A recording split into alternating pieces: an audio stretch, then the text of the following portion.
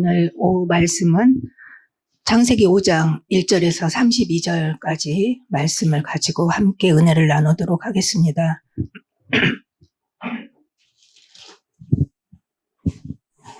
본문은 하면서 읽도록 그렇게 하겠습니다.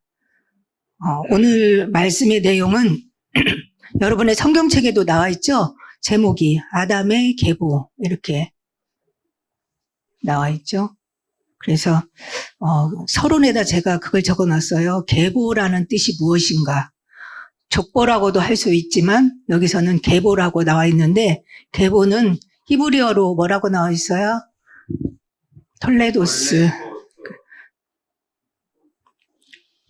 그래서 이거는 대략 그 다음에 누구의 뭐뭐의 사적이니라 이렇게 할 수도 있는 사적. 그 다음에 뭐뭐의 후예.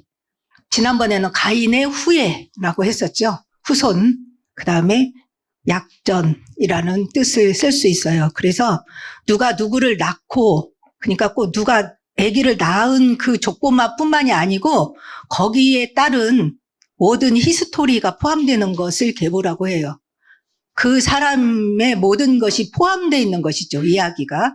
그래서 한 인물이나 가문, 족속이나 민족의 간추린 역사를 가리킨다. 그에 관련된 히스토리를 말을 하는 것을 계보라고 이렇게 합니다. 그러니까 아담의 계보 이렇게 하면은 아담이 이제 쭉 자녀들을 이제 대대로 낳는데 거기에 관련된 모든 이야기들까지 포함해서 여기에 나와 있다라는 것을 알 수 있습니다. 그래서 여기에서는 많은 사람이 지금 나오고 있는데 이 중에서 오늘 우리가 살펴볼 것은 처음에 아담, 그 다음에 에녹, 그 다음에 무드셀라 이렇게 세 사람 정도를 우리가 살펴보도록 하겠습니다. 그래서 1절에서 보면 이것은 아담의 계보를 적은 책이니라. 하나님이 사람을 창조하실 때에 하나님이 창조하는 거고 이제 아담이 창조한 거가 나오거든요. 1절에서 2절. 하나님이 사람을 창조하실 때에 거기 뭐라고 나와 있어요? 1절에 어떻게 창조됐죠? 하나님이 그렇죠. 하나님의 모양대로. 그게 어떤 성경에 있죠? 창세기 1장 6절하고 27절에 나와 있죠. 하나님의 모양. 그 다음에 또 다른 말로 하면 하나님의 형상대로 사람을 지었다라고 이렇게 할 수 있어요. 그 다음에 2절 말씀에 남자와 여자를 창조하셨고 그들이 창조되던 날에 하나님이 그들에게 복을 주시고 그들의 이름을 사람이라 일컬으셨더라. 사람을 창조하시고 그 다음에 복을 주셨다라는 거는 창세기 몇 장 몇 절에 나와 있죠? 그렇죠. 1장 28절. 생육하고 번성하고 땅에 충만해라. 그 다음에 땅을 정복하고 하늘에 있는 것, 땅에 있는 것, 땅 아래에 있는 모든 것들을 다스려라 하는 이 복을 주셨습니다. 그리고 그 지으신 하나님의 형상대로 지은 존재를 사람이라고 이렇게 일컬어 주셨습니다. 그래서 거기에 보면 철학자들이 찾지 못한 답이 나와 있죠. 철학자들이 평생에 깊이 연구하고 사고하면서 뭘 연구하죠? 인생은 무엇일까? 나는 누구인가? 인생은 뭐지? 어디서 와서 어디로 가며 어떻게 끝날 것인가? 이 답을 못 찾아서 평생 철학가에 가가지고 연구하는 거거든요. 근데 여러분들은 지금 그런 철학 박사들보다 더 인생이 무엇인지의 답을 분명하게 얻을 수 있었잖아요. 인간이 뭐예요? 사람은 하나님이 창조하셨고 그 다음에 하나님의 형상대로 지으시고 하나님이 복을 주시고 에덴의 모든 창조의 축복을 누리도록 한 영적 존재라는 것. 이렇게 여러분들은 이 성경을 통해서 답을 얻었습니다. 그러면 그 안에 사람에 대한 답을 얻었기 때문에 나는 누구인가에 대한 답을 여러분들은 이미 얻으셨을 줄로 믿습니다. 나는 누구예요? 나는 영적 존재고 하나님과 같이 살아야 되는 거죠. 그래서 어린이들에게 전도할 때 뭐라고요? 내가 하나님하고 사람이 하나님과 같이 살아야 된다라는 것을 말하기 위해서 다른 것부터 얘기하잖아. 창조 원리부터. 이거요. 나무는 땅 속에 있어야 생명을 유지하고 행복해. 그 다음에 새는 어디에 있어야 돼요? 하늘에서 날아다녀야 행복한 거예요. 새한테 야, 너 하늘만 날아다니니까 재미없지? 물속에 한번 들어가 볼래? 이렇게 하면 뭐예요? 행복하지 않아요. 왜요? 새는 원래 물속에 들어가면 죽게 돼 있잖아요. 그래서 공중에서 나를 때 행복하고 생명을 유지할 수 있어요. 그 다음에 또 창조의 원리 뭐 있죠? 네, 물고기. 너무 잘하셨어요. 물고기는 야, 넌 물속에 있으니까 좀 심심하지? 새하고 좀 바꿔. 너 날아볼래? 안 돼요. 물고기는 너무 그건 보게 되지 않아요. 물속에 있을 때 생명이 유지되고 행복한 시간을 가질 수 있는 거예요. 이처럼 인간은 어떻게 살도록 했어요? 하나님과 함께 교제하면서 하나님하고 소통하면서 하나님이 주시는 모든 지혜와 기쁨과 은혜, 하늘에 속한 모든 신령한 복을 누릴 때에 인간은 가장 행복하게 돼 있어요. 세상에 어떤 것을 다 내게 갖다 준다 해도 하나님과의 그 신령한 복을 누리는 그 기쁨과는 비교할 수가 없어요.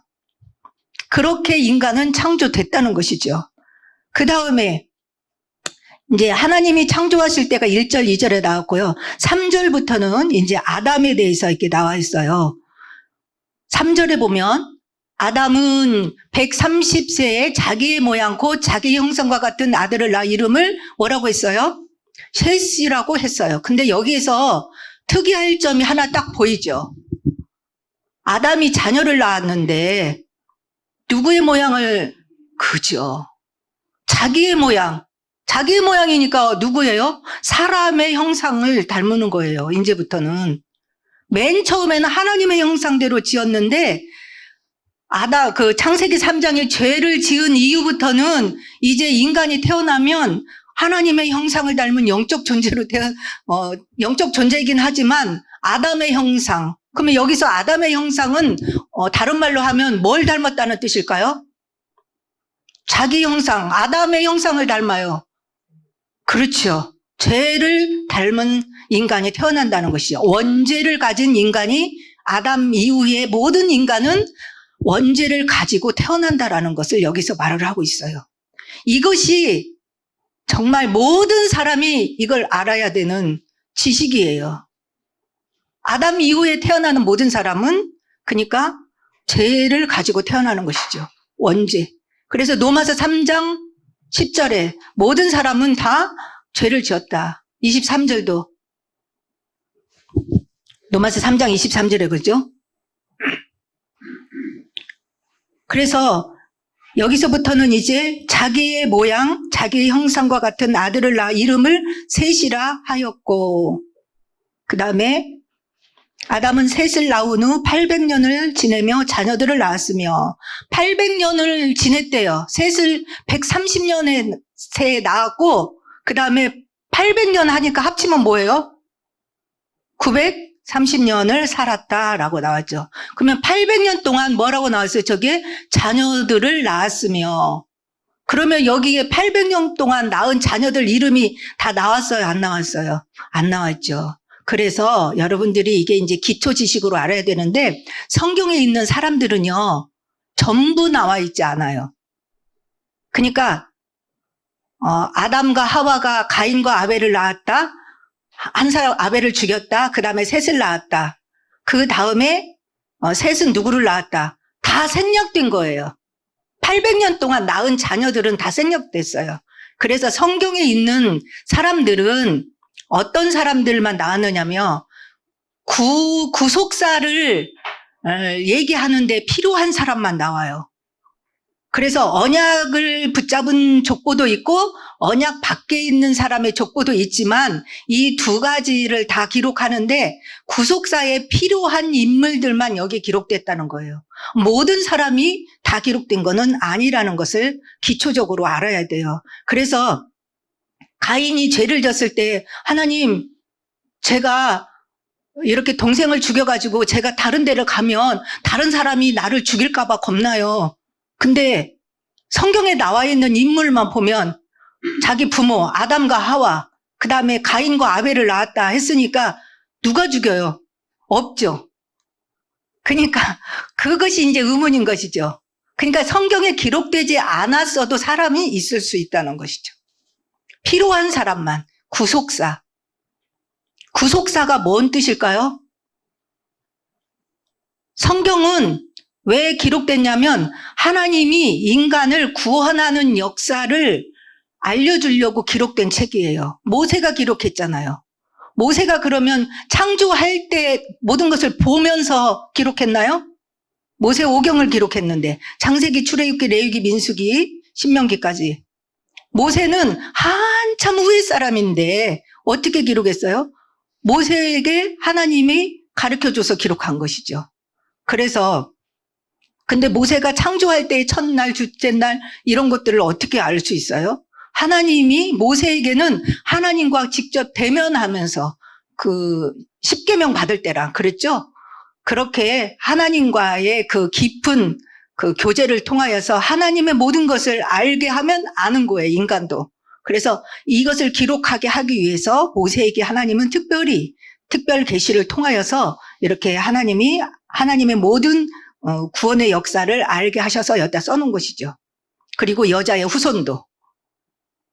그래서 성경은 하나님의 구속사를 위해서 기록된 책이라는 것이죠. 그래서 구원하는 모든 것들을 여기다가 써놓은 거예요. 그 중점적으로. 그래서 창세기 3장 15절이 구원하는 이제 처음 언약인데 이 창세기 3장 15절이 3장 21절의 방법이죠.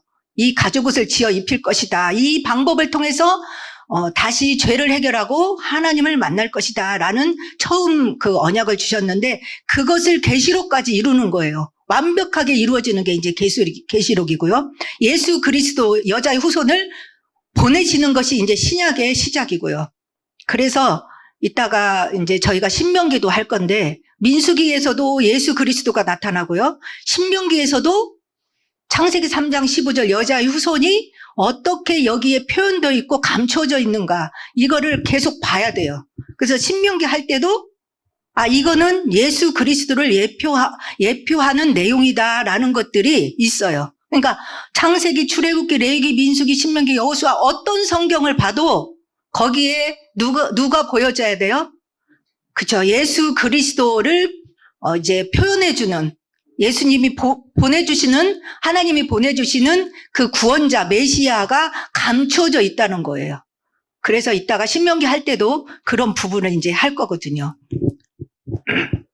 근데 이제 창세기니까 더 이제 확실하게 이런 것들이 나와 있는 것이죠. 그래서 아담은 셋을 낳고 몇 살까지 살았죠? 930세를 살고 죽었더라. 5절에 이렇게 나와 있죠. 그러면 처음에 사람을 만들었을 때 아담은 죽도록 만들었어요? 안 죽도록 만들었어요?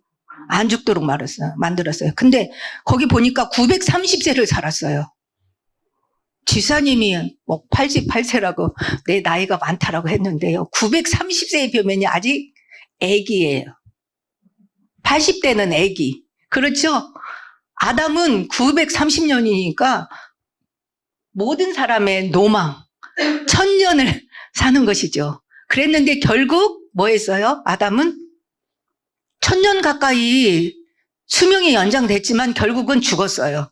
그리고 여기서 여러분들이 그 색깔펜이 있잖아요. 색깔펜을 가지고 지금 여러분의 눈에 보이는 대로 저는 옛날에 읽을 때 쳤었거든요. 죽었더라, 죽었더라, 죽었더라가 가끔 이렇게 있어요. 쭉 밑에 오늘 본문의 전체에서 한번 말씀 들으면서 그 색깔을 한번 칠해보세요. 죽었더라가 몇 번 나오는지. 그러면 제가 이제 여기다가 번순을 써서 8번 나왔어요. 8번 죽었더라가. 그 다음에 근데 이제 뭘 하고 죽느냐. 이 사람들이 태어나서 애를 낳고 죽어요. 근데 낳았다가 더 많아요.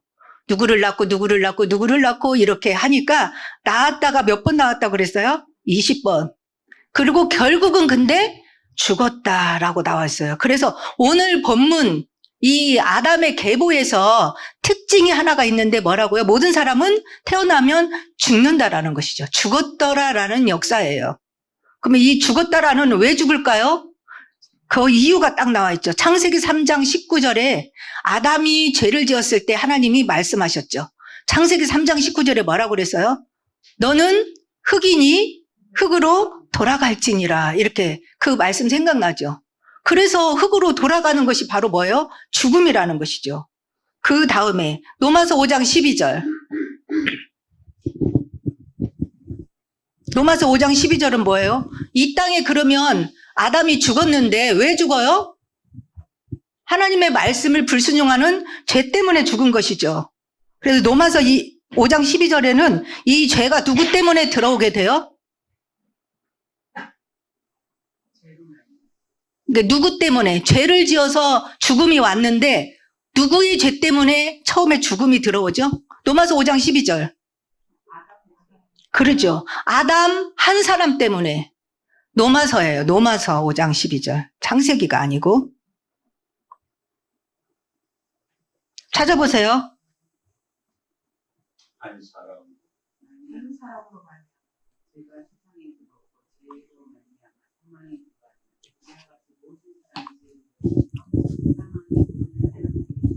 그렇죠.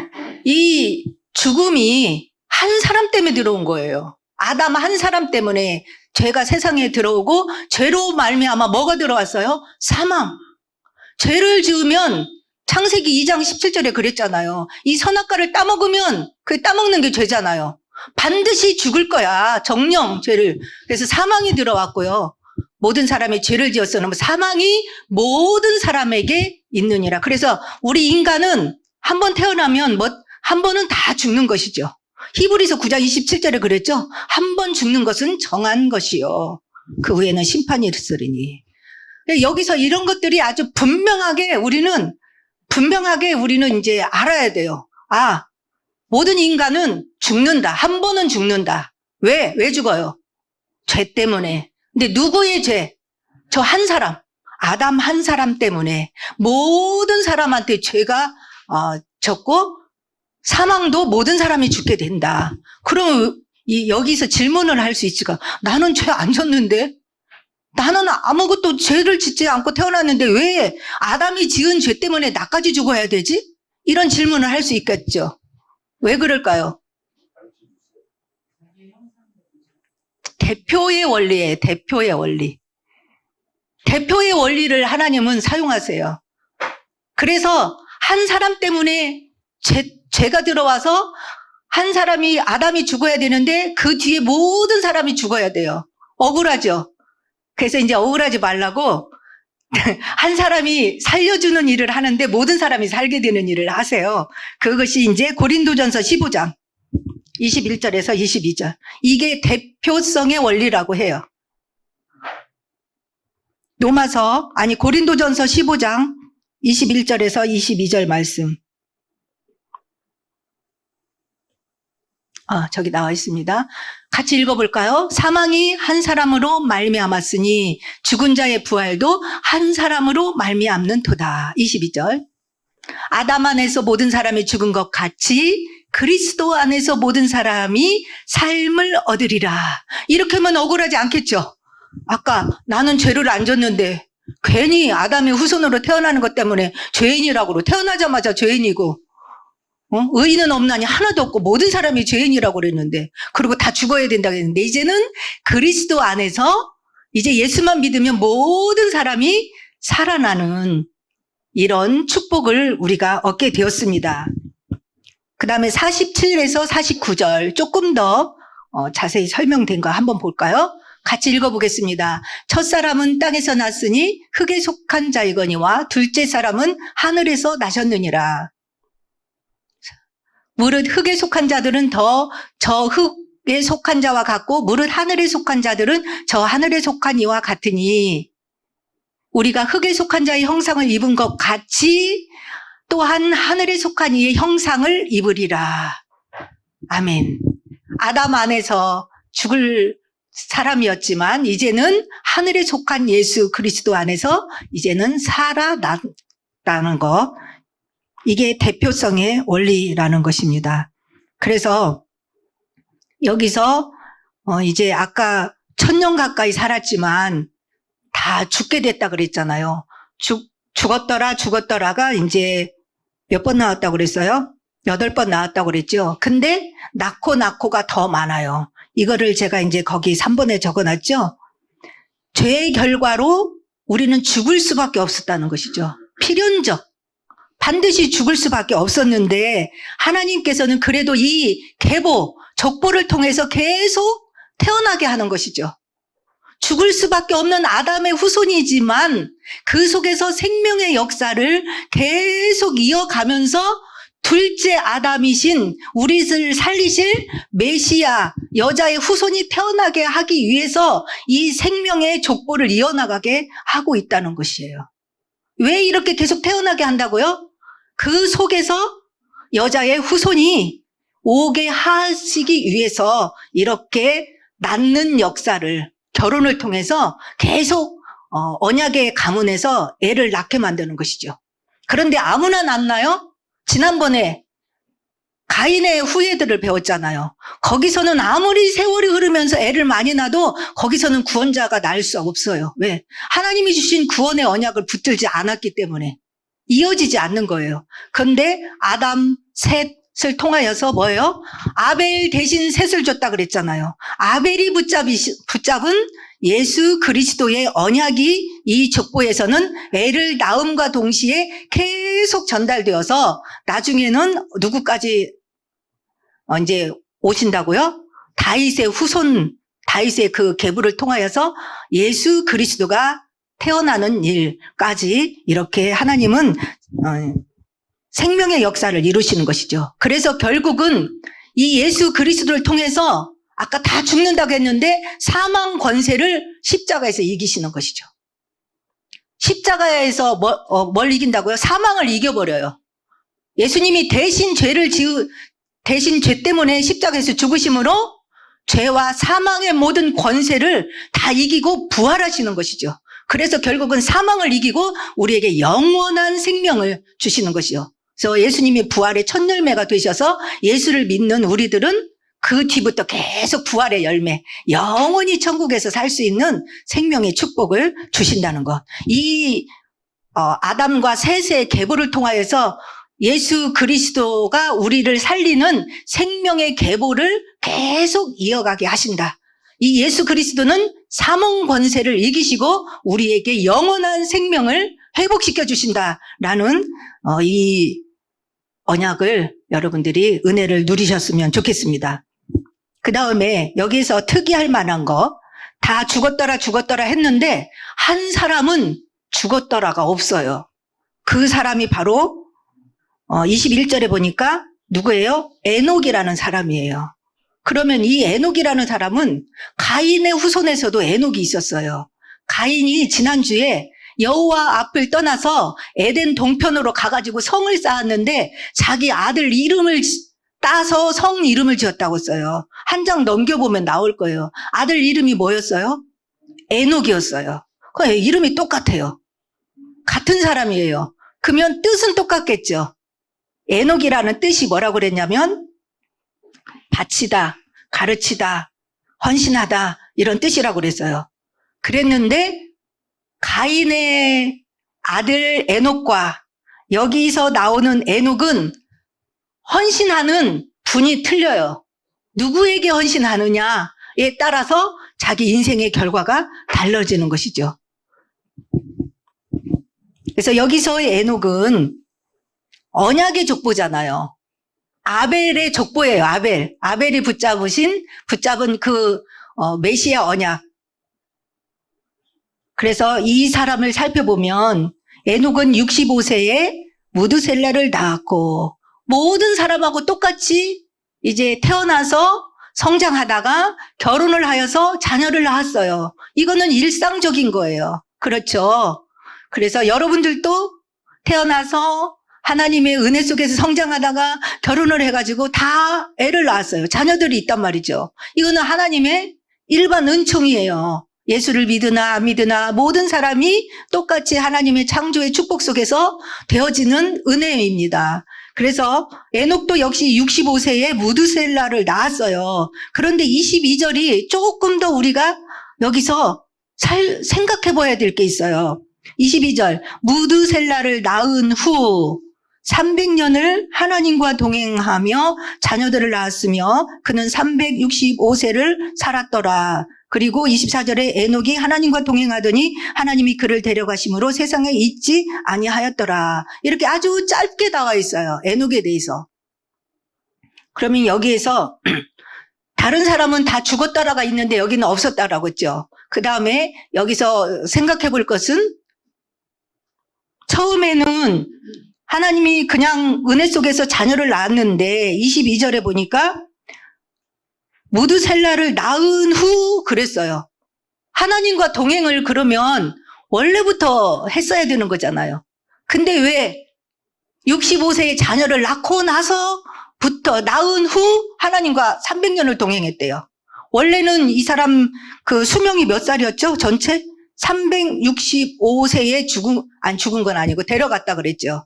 그러면 365년을 하나님과 동행했다 이렇게 나와야 되는데 무드셀라를 낳은 후 300년이에요. 그러면 65세까지는 저렇게 안 살았다는 거예요. 그냥 살았다는 것이죠. 그러면 왜 그랬을까라는 이유는 어디에도 나와 있지 않아요. 어디에도 나와 있지 않지만 에녹이 낳은 무드셀라 아들 이름에서 우리가 힌트를 얻을 수 있는 거예요. 그래서 무드셀라 이름이 무슨 뜻이길래 아들을 낳은 뒤부터 하나님과 동행했을까라고 한번 우리가 유추를 해보겠습니다. 주보의 2번에 3번을 보면 무드셀라 이름이 뭐예요? 히브리어로는 메추셀라. 그래서 뜻은 창을 던지는 사람이라는 뜻이래요. 낱말 뜻을 하면. 무드셀라 뜻이 뭐라고요? 창을 던지는 사람. 그러면 이 말은 그냥 이 말만 써놓으면 이게 뭔 뜻이지? 이렇게 모르는데 고대 사회에서는 전쟁을 할 때 대장들이 나와가지고 대장들끼리만 싸워가지고 대장이 지면 지는 거였어요. 그 예가 사무엘상 17장인가요? 거기에서도 블레셋이 이스라엘하고 이제 쳐들어와가지고 40일 동안 하나님을 모욕하면서 대장이 나왔었어요. 키가 아주 큰 사람 누구죠? 골리앗이 40일 동안 이스라엘을 저주하면서 네 하나님 믿는 너희들 나오고 싸울 사람 나와봐라. 근데 골리앗은 키가 너무 크고 등치가 너무 커고요. 그래서 그냥 일반 사람이 가면 그냥 메뚜기 같은 거예요. 그래서 나오라고 40일을 해도 아무도 나가지 못해요. 근데 거기에 누가 갔어요? 심부름으로 다윗이 갔어요. 근데 어른 다윗이 아니에요.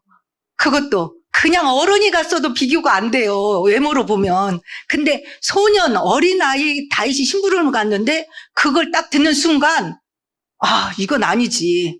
그러면서 다윗이 사울왕한테 딱 얘기하고 내가 나가겠다. 이렇게 하니까 처음에 갑옷을 입혔는데 어른 것을 입히니까 너무 불편해. 커가지고 저 이 갑옷 벗을게요. 해가지고 물맷돌만 딱 가지고 딱 나가가지고 싸웠는데 누가 이겼어요? 다윗이 물맷돌 딱 한 번 던졌는데 이마에 딱 맞아가지고 넘어졌어요. 골리앗이. 그래서 다윗과 골리앗이라고 말을 써요. 지금도. 비교가 안 되는 게임을 다윗과 골리앗이다라고 해요. 그러니까 외적으로는 골리앗이 당연히 이기는 것이죠. 너무 크고 하나는 어린아이니까.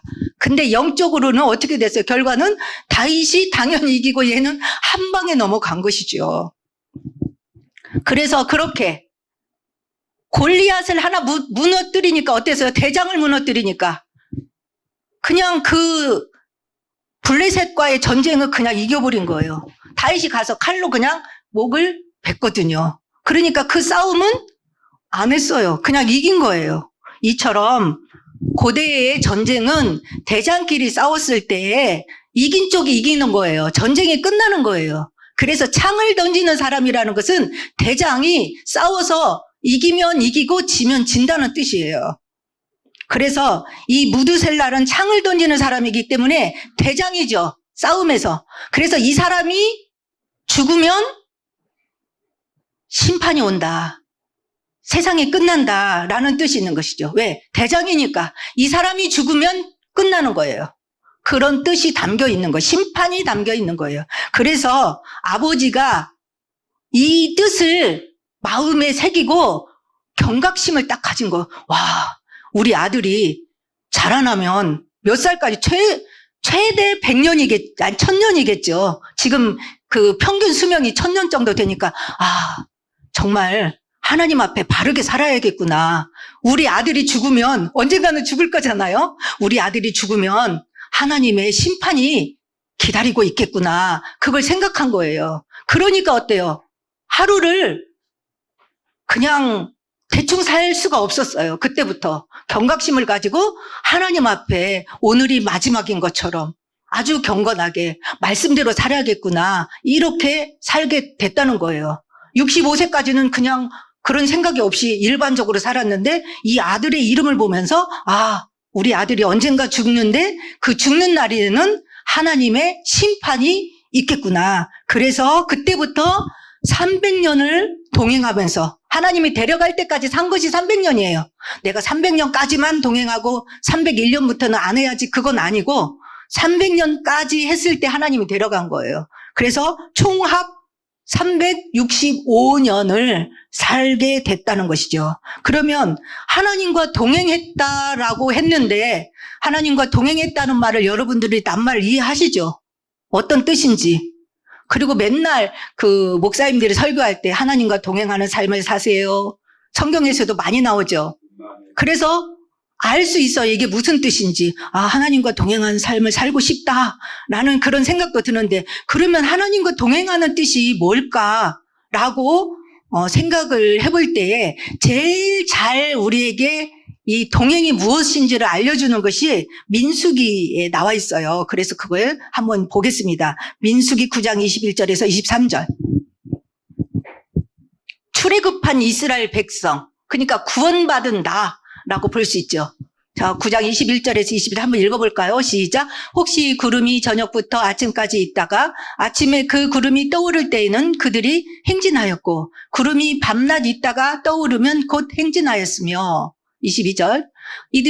이틀이든지 한 달이든지 1년이든지 구름이 성막 위에 머물러 있을 동안에는 이스라엘 자손이 진영에 머물고 행진하지 아니하다가 떠오르면 행진하였으니, 곧 그들이 여호와의 명령을 따라 진을 지며 여호와의 명령을 따라 행진하고 또 모세를 통하여 이르신 여호와의 명령을 따라 여호와의 직임을 지켰더라. 이게 바로 뭐예요? 동행이 잘 나타났어요. 여기에서 이해가 더 많이 되시죠? 여기를 읽으니까. 그래서 하나님은 출애굽한 이스라엘 백성들을 광야에서 40년 동안을 인도하셨어요. 그러면서 무슨 연습을 시킨 것 같아요? 구름이 떠오르면 가고, 구름이 이틀이든 한 달이든 1년이든 구름이 안 떠오르면 그대로 머물러 있어요. 그 연습을 시킨 거예요. 광야 40년 동안. 여러분들도 구원해가지고 바로 영적인 연습을 시키거든요. 하나님 나라의 백성으로. 그래서 걸음마 할 때부터 하나님이 손을 잡고 딱, 따라와라. 멈춰. 그 다음에 다시 진행. 멈춰. 이렇게 우리를 손을 잡고 인도하시는 거거든요. 어떻게요? 구름 기둥, 불 기둥이 뭐예요? 오늘날에는? 아까 여호와의 명령으로 그랬잖아요. 하나님의 말씀을 통해서 우리에게 가르쳐 주는 거예요. 오늘은 이번 주에는 이런 말씀, 이 말씀 붙잡고 일주일 동안 이 말씀대로 살아라. 이렇게 하고, 그 다음에 또 다음 주 가면 어떻게 해요? 또 말씀을 주시는 것이죠. 근데 일주일은 너무 길어요. 초신자한테. 잊어버려요. 살다가 보면. 그래서 뭐 있어요? 우리나라가 그게 제일 잘 돼 있죠. 영적인 그 시스템. 수예배 있죠. 금요 있죠. 새벽 예배 있죠. 뭐 이렇게. 그다음 막 구역 모임도 있죠. 그래서 일주일 동안 우리를 그냥 놔두지 않아요. 계속해서 말씀을 듣게 하면서 하나님의 사람으로 온전하게 만들죠. 우리를 훈련하시는 것이죠. 그래서 말씀을 가지고 계속 구름 기둥처럼 이렇게 떠오르게 하면 가고, 멈추면 멈춰라. 이렇게 가고 서는 것. 이런 것들을 하나님이 광야 생활에서 훈련하시는 것이죠. 그래서 결국은 인간은 하나님과 동행하는 삶을 살 수 있도록 만드는 거예요. 왜요? 원래 하나님과 동행하도록 만들어졌기 때문에. 그래서 근데 잊어버려서 그걸 죄 때문에 죄에 빠져 있다가 하나님은 죄에서 건져가지고 우리를 이제는 그 연습을 시키는, 걸음마 연습을 시키는 거죠. 그렇게 살아야 너가 행복하단다. 말씀을 지켜야 돼. 너의 행복을 위해서 부른 거야. 이 말씀이 너를 괴롭히는 게 아니야. 이렇게.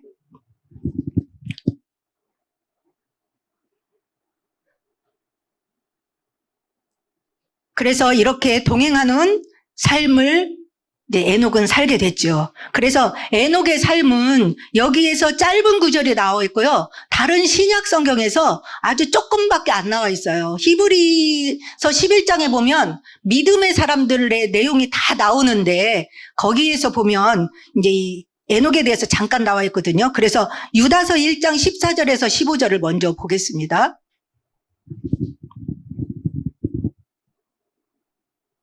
자, 한번 읽어볼까요? 아담의 7대 손 에녹이 이 사람들에 대하여도 애언하여 이르되 보라 주께서 그 수만의 거룩한 자와 함께 임하셨나니 이는 무사람을 심판하사 모든 경건하지 않은 자가 경건하지 않게 행한 모든 경건하지 않은 일과 또 경건하지 않은 죄인들이 주를 거슬러 한 모든 완악한 말로 말미암아 그들을 정죄하려 하심이니라. 이 에녹은 자기도 경건하게 살 뿐만이 아니고 하나님과 동행하면서 그 시대에 경건하지 않은 사람들에게 일깨워줬다는 거예요. 아, 심판이 있을 거야. 언젠가는 하나님이 우리를 이 말씀대로 우리에게 물으실 거야. 그래서 돌아와라 라는 말로 이렇게 그 시대의 사람들에게 이렇게 일깨워줬다는 것이죠. 그리고 히브리서 11장 5절 6절에 에녹에 대해서 나와 있습니다. 어떤 삶을 살았는지 한번 볼까요? 같이 읽을까요? 시작. 믿음으로 에녹은 죽음을 보지 않고 옮겨졌으니 하나님이 그를 옮기심으로 다시 보이지 아니하였느니라. 그는 옮겨지기 전에 하나님을 기쁘시게 하는 자라 하는 증거를 받았느니라. 믿음이 없이는 하나님을 기쁘시게 하지 못하나니 하나님께 나아가는 자는 반드시 그가 계신 것과 또한 그가 자기를 찾는 자들에게 상 주시는 이심을 믿어야 할지니라. 저 히브리서 11장 6절을 여러분이 많이 암송했었잖아요. 근데 이게 에녹과 관련이 있는 하나님과 동행하는 삶. 그 특징이 뭐라고? 하나님과 동행하는 삶은 믿음으로 사는 것이다. 근데 이 믿음은 하나님을 기쁘시게 하는 삶이라는 것이죠. 무엇을 믿어요? 하나님이 계시는 것. 그 다음에 말씀대로 살면 하나님이 상 주시는 이를 믿고 하나님과 동행하는 삶을 이렇게 300년 동안 살았다라는 것이죠. 저 믿음으로 산 에녹을 하나님은 죽었더라가 아니라 하나님이 죽지 않고 데려가신 것이죠. 구약 성경에 죽지 않고 하나님이 하늘로 올리운 사람이 또 한 명 있어요. 누구 있죠? 네, 엘리야가 있었죠. 여러분들도 우리가 죽지 않고 하나님이 이렇게 부를 일은 없지만 예수를 믿으면 죽었다 하나 잔다라고 했죠. 우리가 죽는 것은 죽음을 보지 않고 천국에 여러분은 들어갑니다. 예수 안에서. 그 다음에 이제 오늘 무드셀라를 한번 살펴보는데요. 이 에녹이 무드셀라를 낳았잖아요. 그 다음에 이제 무드셀라는 25절부터 27절 말씀 보니까 무드셀라는 187세에 라멕을 낳았고 그랬어요. 또 라멕도 가인의 후손에서도 라멕이 있었어요. 아다와 실라 내 아내들이여 하면서 나는 상처로 인하여서 소년을 죽였고 막 이렇게 하는 일이었어요. 그 다음에 가인을 위해서는 벌이 7배지만 나를 벌주면 77배 받을 거야. 그러니까 나를 건들 자가 없어. 라는 뜻으로 막 자랑 삼아 죄를 자랑했거든요. 가인의 후손 라멕하고 여기에 라멕은 달라요. 동명이인이지만 아까 에녹 그 다음에 라멕도 다 그쪽 가인의 후손과 이쪽 셋의 후손은 다른 거예요. 이쪽은 언약의 후손이에요. 그래서 무드셀라는 나이를 잘 기억해 놓으세요. 노트에 적어보세요. 187세에 누구를 낳았어요? 라멕을 낳았고 그 다음에 라멕은 또 년을 살았다라는 것이죠. 그는 969세를 살고 죽었더라. 특징이 969세예요. 1000년 가까워요.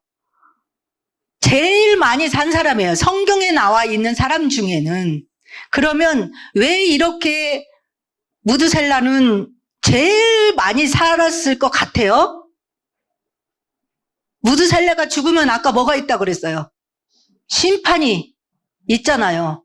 그러니까 무드셀라를 길게 오래까지 살게 한 것은 하나님은 심판하기 전에 구원의 기회를, 많은 사람들이 구원받을 기회를 주시기 위해서 기회를 주셨다는 것을 알 수 있어요. 하나님의 사랑.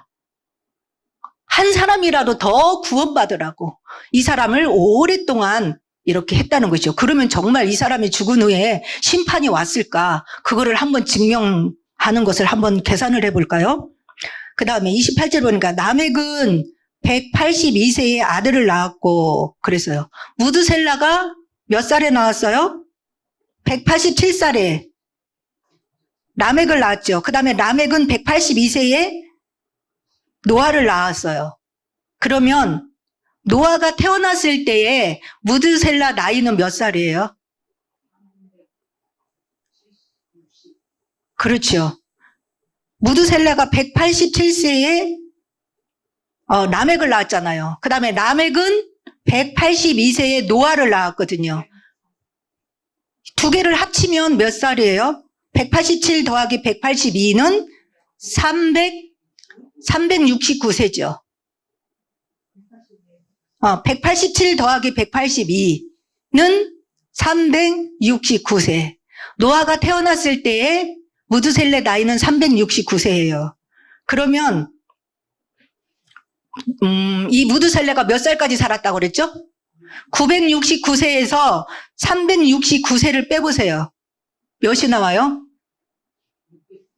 그렇죠. 그러면 노아가 600세 됐을 때, 아까 태어났을 때가 369세잖아요. 그러면 죽었을 때 하면 600세 동안, 600년 동안 사는 거거든요. 노아가 태어나가지고. 그러면 이 사람이 죽었을 때가 노아가 600세예요. 그때에 정말 심판이 왔는지. 그래서 창세기 7장 11절 한번 볼까요? 창세기 7장 11절 찾아보세요. 네, 찾았습니다. 같이 읽겠습니다. 시작.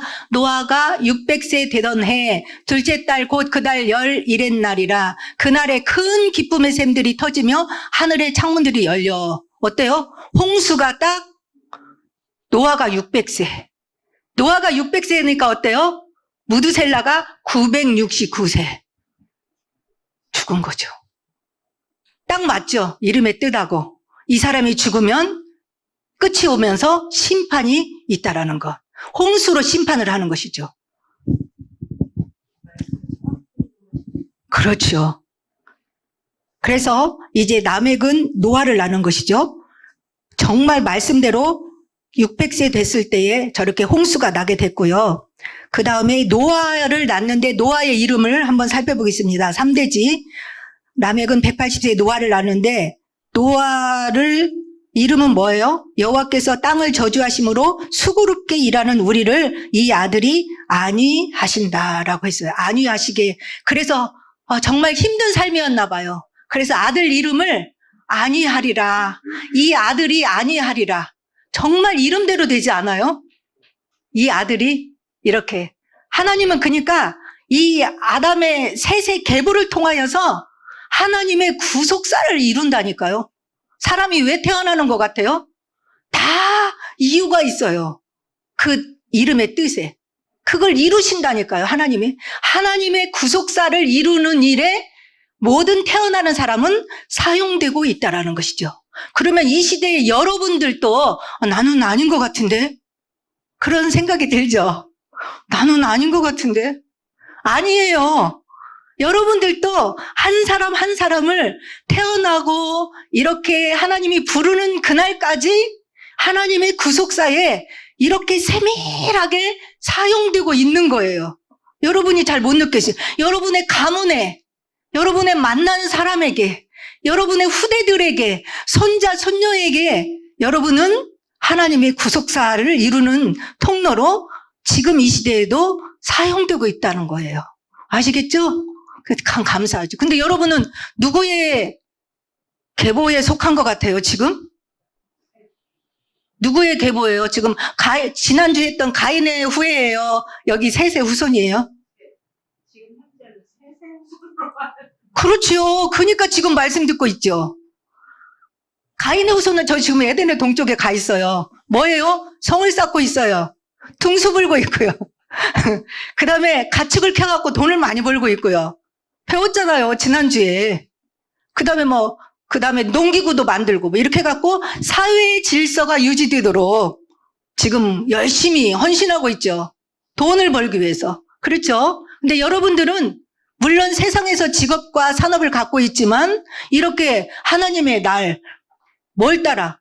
말씀의 명령을 따라 안식일을 거룩하게 지켜라. 주님의 주의를 거룩하게 지키고 있잖아요. 그러니까 여러분들은 이것만 봐도, 예배드리는 이것만 봐도 여러분은 셋의 후손이라는 거예요.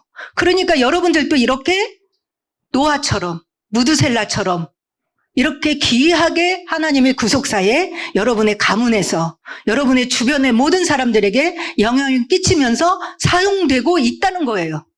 내가 볼 때 나는 아닌 것 같은데 그래도 하나님은 여러분을 지금 사용하고 계시는 것입니다.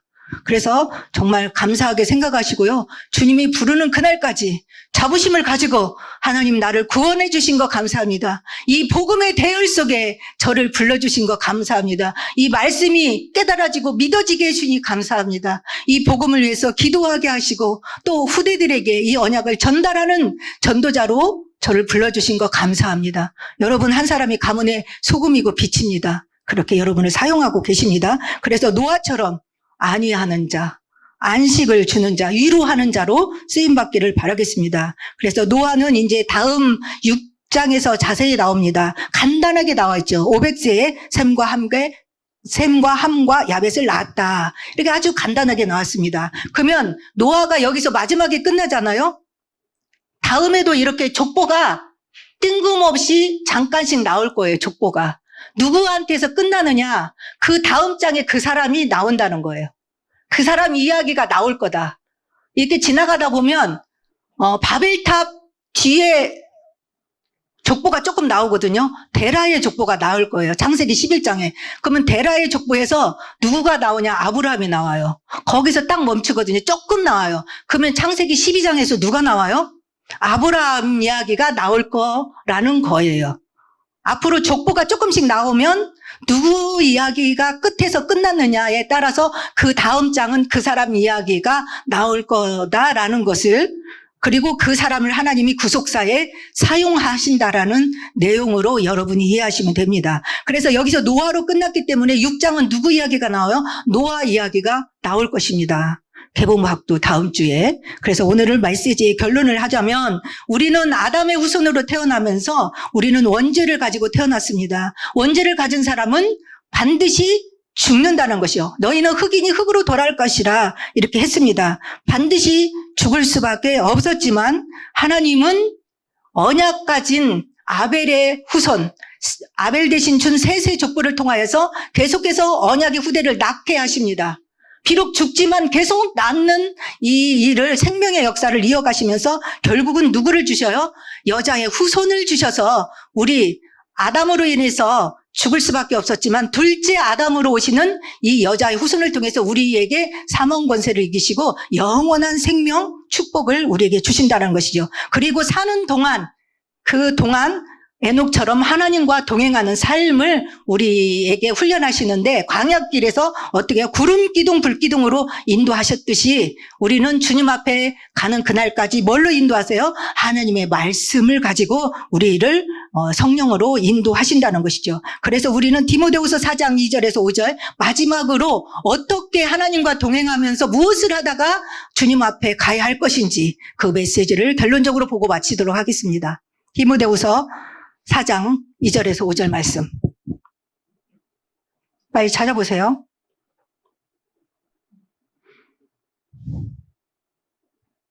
네, 보겠습니다. 같이 읽겠습니다. 4장 2절 시작. 너는 말씀을 전파하라. 때를 얻든지 못 얻든지 항상 힘쓰라. 범세의 오래 참음과 가르침으로 경책하며 경계하며 권하라. 때가 이르리니 사람이 바른 교훈을 받지 아니하며 귀가 가려워서 자기의 사욕을 따를 스승을 많이 두고 또 그 귀를 진리에서 돌이켜 허탄한 이야기를 따르리라. 그러나 너는 모든 일에 신중하여 고난을 받으며 전도자의 일을 하며 내 직무를 다하라. 아멘. 이렇게 하나님과 동행하며 말씀의 인도를 받으며 전도자의 직무를 다하는, 때를 얻든지 못 얻든지 에녹처럼 이 불경한 사람들에게 말씀을 전파하여서 마지막 때 심판이 있음을 경고하는 그런 전도자로 쓰임받기를 바라겠습니다. 기도하겠습니다. 하나님 아버지 감사합니다. 아담의 계보를 통하여서 우리는 원죄를 가지고 반드시 죽을 수밖에 없었으나 하나님은 언약 백성의 후대가 태어남으로 메시아를 보내주셔서 둘째 아담인 그리스도 안에서 영원한 사망 권세를 이기신 생명을 우리에게 주신 것을 감사를 드립니다. 에녹을 통하여서 마지막 심판을 준비하게 하시고 하나님과 동행하는 삶을 살게 해주시니 감사합니다. 그 족보를 통하여서 노아를 통하여서 하나님의 안식과 안위를 누릴 수 있는 이 복음 안에, 그리스도 안에 우리가 거할 수 있는 참된 축복을 허락해 주심을 감사합니다. 때를 얻었든지 못 얻든지 하나님의 말씀을 따라 동행하며 이 복음의 직무를 다하는 전도자의 삶을 살 수 있도록 축복하여 주시옵소서. 예수 그리스도의 이름으로 기도했습니다. 아멘.